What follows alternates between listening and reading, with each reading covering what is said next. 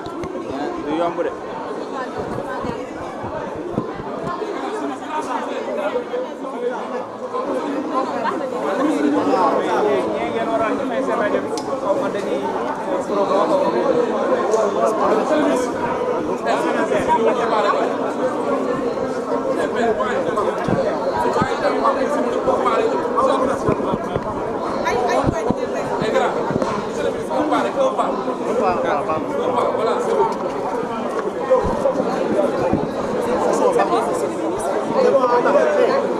Qui pose les questions? Je suis là. Voilà.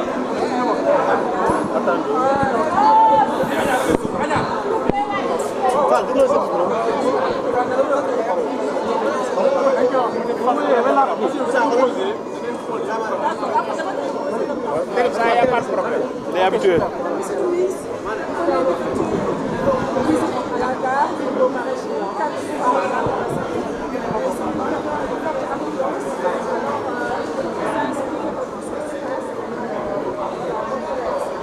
Merci beaucoup. Nous sommes venus aujourd'hui à la gare des Beaux Maraîchers pour nous enquérir de la situation, mais aussi pour échanger avec les acteurs. Nous savons tous que actuellement, il y a une forte affluence, car beaucoup de citoyens quittent Dakar pour rejoindre leur village, leur ville, leur commune, disons, pour fêter la Tabaski en famille. Et comme vous le savez, en ces périodes de fêtes religieuses, nous notons en tout cas une augmentation considérable et irrégulière des tarifs. Et pour nous, ça ne participe pas en quelque sorte à l'esprit de notre pays, à l'esprit de solidarité, à l'esprit de clémence, de partage. Ce qui fait que c'était pour nous nécessaire de venir rencontrer les acteurs, échanger avec eux. D'abord, les demander de revoir les tarifs à la baisse pour appliquer le tarif habituel et permettre aux citoyens de rejoindre le terroir sans problème. Nous avons ici des exemples de transporteurs qui ont décidé en toute responsabilité de ne pas appliquer un seul franc de plus, en tout cas sur les tarifs, ce qui est important. J'en ai vu des exemples et ce qui montre qu'il n'y a aucune raison pour les autres de procéder à une augmentation considérable, parfois du simple au double, et pour nous, c'est irrégulier. Donc nous nous sommes concertés avec le président des transporteurs et le président des chauffeurs, qui nous ont promis de discuter avec des autres acteurs pour en tout cas participer à l'effort de guerre, comme on dit, pour en tout cas baisser encore les tarifs et revenir aux tarifs normaux. Hier, il y a eu un comité régional avec l'ensemble des acteurs, une concertation avec les acteurs du transport, pour revenir, puisqu'on constate dans cette période des accidents. D'abord, quelle est votre lecture par rapport à ce qui est souvent noté lors de ces événements, surtout côté comportement des chauffeurs? Oui, tout d'abord, ce que je voudrais dire, c'est que nous avons échangé avec eux sur l'histoire des tarifs. Nous comprenons certaines contraintes, mais nous avons donné des instructions aux gestionnaires de la gare pour veiller à ce que les tarifs soient appliqués. Ensuite, nous allons combattre le système de maraudage qui existe dehors. Parce que beaucoup de transporteurs, dès qu'on leur demande d'appliquer les tarifs homologués, ils se permettent de laisser ici les clients pour sortir, prendre des clients dehors. Donc nous allons nous concerter avec nos collègues ministres de l'Intérieur et ministres des Forces armées pour combattre farouchement les gares sauvages qui existent un peu partout dans Dakar afin de ramener tout le monde à la voie normale. Le transport urbain est bien régulé. est bien organisé. Un transporteur, comment dirais-je, un bus doit quitter une gare pour rejoindre une autre gare. Donc les gares sauvages, c'est quelque chose que nous allons régler, c'est quelque chose que nous allons combattre afin de permettre à tous les chauffeurs d'être sur le même pied d'égalité.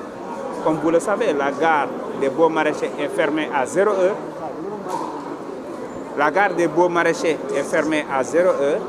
et pourtant les autres gares sauvages fonctionnent au-delà de 0 heure, ce qui n'est pas normal. Donc tout ceci, nous avons bien pris note. Nous allons échanger avec nos collègues et des mesures seront prises dans ce sens. Donc encore une fois, ce problème-là sera réglé. Peut-être ça demandera un peu plus de temps. Mais aujourd'hui, ce qui est urgent, c'est d'abord de revenir aux tarifs normaux afin de permettre aux citoyens d'aller fêter la Tabaski tranquillement en famille. Monsieur le ministre, ce dernier point, s'il vous plaît, il y a des frustrés parmi ces transporteurs-là qui demandent la levée de la restriction portant sur l'interdiction de ces transports en commun de circuler la rue au moment où les particuliers continue de voyager la rue. Alors, qu'est-ce que vous savez, en fait, il peut y avoir tout le temps des mesures. Cette mesure-là n'est pas tombée du hasard. C'est parce qu'il y avait une situation qui a poussé les autorités à prendre leurs responsabilités et à appliquer un certain nombre de mesures. Même si ces mesures ne sont toujours pas respectées, il faut le noter. Par exemple, les porte-bagages, tout ce qui est transport au-delà de 0 heure, entre autres, il y a une bonne partie qui respecte, mais il y a aussi une autre partie qui ne respecte pas ces mesures-là, ces dispositions-là. Nous allons vers des états généraux. Nous allons évaluer. Nous allons prendre toutes les mesures nécessaires pour assurer à la fois un service de qualité pour les consommateurs, pour les citoyens, mais aussi une sécurité routière sans faille. C'est de ça dont il s'agit. Ce qui fait qu'aujourd'hui, on ne peut pas de manière hâtive prendre tout de suite des mesures pour dire qu'on va lever ou non, mais nous allons travailler sur un plan d'action global afin de régler définitivement ce problème de qualité de service, mais aussi de sécurité routière. Qu'en est-il des assises transport? Mais comme je viens de le dire, nous sommes en train de travailler avec nos équipes sur les termes de référence et tout. Les assises auront lieu au mois de juillet, Inch'Allah.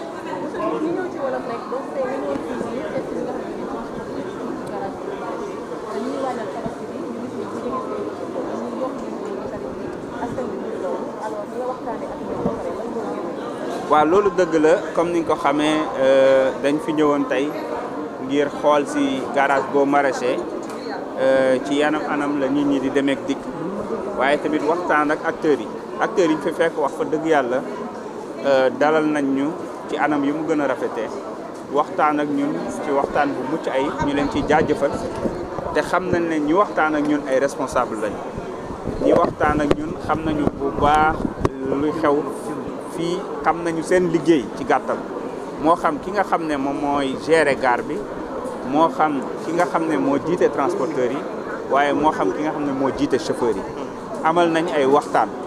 xam nañu jafe-jafe yi nga xam ne am nañu ko waaye waxtaan nañu ak ñoom ci li jiitu mooy paas yi nga xam ne yokk nañ ko ci anam yu doy waar xam nga dama ko doon wax sànq ma ne ko bu ñu jékki woon yokku benn téeméer wala benn 1000 francs ak yu ni mel nit ñi sax duñu kaas xëy na mën nañu comprendre ndax dañ naan ñii ñëw dañuy yooru xëy na dañuy yokk loo xam ne rek dina leen mën a yokkal tuuti essence waaye nga ñëw jël li nga xam ne mooy paas bi fu war a nekk junni nga def ko ñaari junni fu war a nekk junneeg juróomi téeméer nga def ko ñetti junni léeg-léeg sax nga dem jusqu'à 120%. loolu benn ak coxorte la ñaar ak ñàkk yërmande la ñett lekk lu daganul la ñun ñëpp ay jullit lañ xam nañ ne ñii ñëw fii yàgg naa fi ñëw man di jël 7 places ak minibus di dem Jolof parce que loolu laa tolloo woon nag sama poos foofu la tolloon donc ñii ñëw fii ñu néew doole lañ bu ñu ñëwee ñu wax leen yenn yi dinañ ko fay ak xol bu tàng ndax ñàkk pexe moo tax moo appelé leen à la responsabilité woo leen ñoom ñi waxtaan seen biir delloo si waat tarif yi fa mu nekkoon ma leen di déglu fii ak suba ngir ñu revenir